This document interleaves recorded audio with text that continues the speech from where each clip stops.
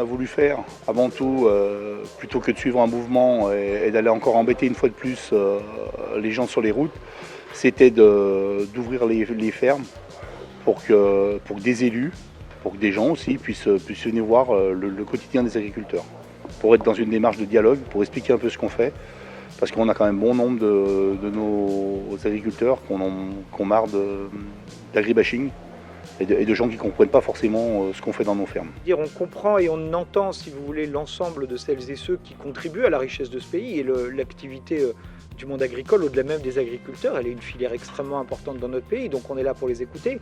On est là aussi pour rassurer, parce qu'il y a un certain nombre d'inquiétudes dont on pense qu'elles ne seront pas, traduites dans la réalité, mais l'important c'est d'être aux côtés des agriculteurs et c'est vraiment ce qu'on essaye de faire aujourd'hui. On a un gars avec 2 associés, on a 48 vaches laitières, 300 000 litres de lait en IGP, toi même un tas de raclettes. On a accepté d'ouvrir notre ferme pour présenter les produits qu'on fait et puis toutes les choses qui se font sur le département, nos fromages, nos produits de qualité.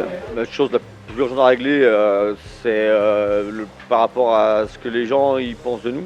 On est critiqués tous les jours, les gens sur certaines choses que les médias leur montrent, qui sont vraiment une minorité, en font une généralité. Il faut quand même rappeler que l'agriculture en France est une des meilleures agricultures d'Europe, donc on n'a pas à rougir de nos pratiques.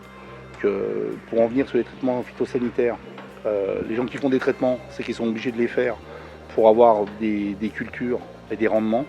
Que des traitements phytosanitaires, il y en a dans toutes les agricultures, qu'elles soient conventionnelles ou biologiques. Un autre gros problème sur le pastoralisme et les loups, parce qu'on a vraiment des gens, ça fait 20 ans que ça dure chez nous, on a vraiment des gens qui sont excédés, des gens qui sont au bout des rouleaux. On avait aussi quelque chose à dire par rapport au Mercosur, au CETA, c'est-à-dire que qu'il y ait des contrats de libre-échange qui soient négociés, nous on peut le concevoir.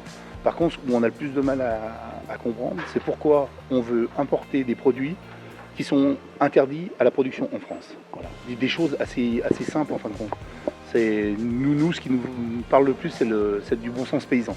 Dans le rôle qui est le mien, c'est de remonter au ministère de l'Agriculture, au gouvernement, ces attentes-là, parce que je crois que c'est important de coller à la réalité des situations des agriculteurs. Et puis on a un rôle au niveau local, c'est de faire mieux connaître les productions. Et vous voyez ici, ça a été vu avec l'agriculteur qu'on a rencontré aujourd'hui, avec les jeunes agriculteurs, avec la Fédé, on a des signes de qualité, on a des professionnels qui sont engagés. Et je crois que c'est très très important qu'on éveille nos concitoyens à l'information sur la qualité des produits qu'ils mangent.